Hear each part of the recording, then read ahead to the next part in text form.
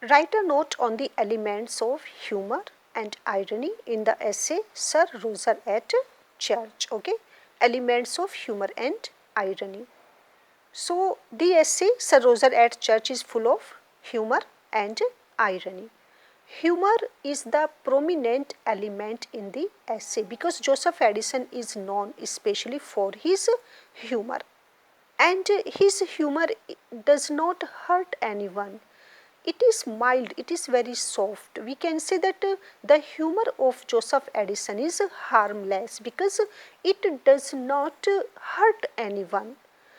And we also see the touches of irony in the essay Sir Roger at Church. So, the main source of humor is the character, and that is Sir Roger de Coverley.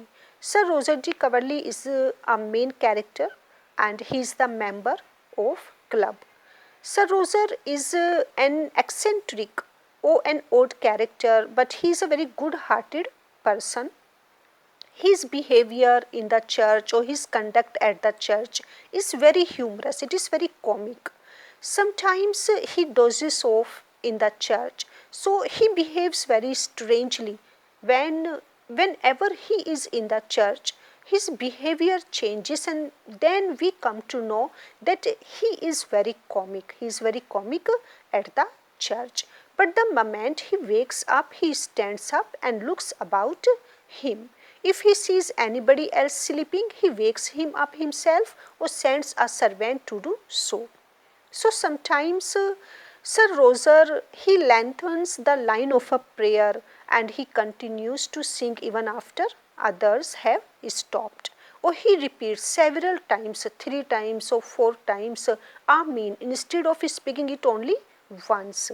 So all this is very humorous, and one cannot help smiling at the queer ways of Sir Roger at the church. Often Joseph Addison's humor becomes very ironical.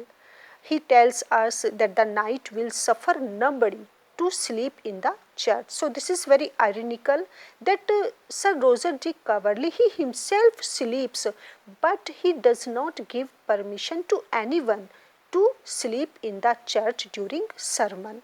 So he tells us that the night will suffer nobody to sleep in the church except himself. So here is an irony. If he finds anyone making a noise, he shouts to him not to disturb the congregation. Means Sir Roger, he himself can sleep, he himself can make a noise, but he does not allow others to either sleep or to make a noise. So in this way, Sir Roger, he makes greater noise and he creates a lot of disturbance himself in the church. So here we find a lot of humor and irony in this essay and in the example of Sir Roger de Coverley.